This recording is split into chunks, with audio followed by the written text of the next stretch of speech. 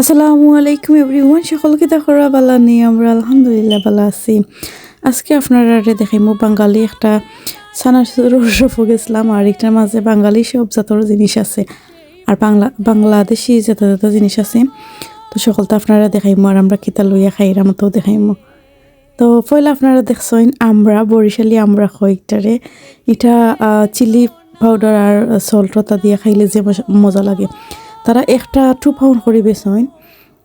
আর এটা আমরা ফ্যাশন বাজারের সময় আমরা ড্রেসের শপিং করি বা শাড়ি এতে আবায়াটা শপিং করি, তো আমরা ওই শপও হামাই। আর একটা শপও আসলে যে বালা বাংলাদেশি শপটা মিললে ধরিলাম সানাসুর, এরপরে দেখতে পারা কিতা ডাইল ভাজা, মটর ভাজা আর কিতা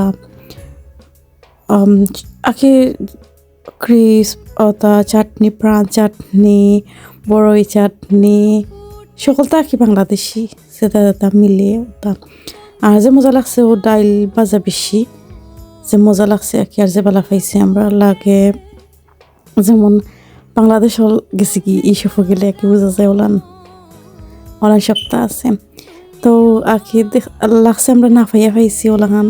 আর অত ভালো লাগছে আর কি দেখিয়া, যেমন মিস করাম আর কি বাংলাদেশ এমনিও মিস করি না নি। তো বোঝা গেছে বাঙালি একটা কিতাব সফ যাওয়াই বাংলাদেশে যাওয়াই গেছে। তো সানাসুরও চাটনি তারা 2 পাউন্ডে একটা কিতা করাই।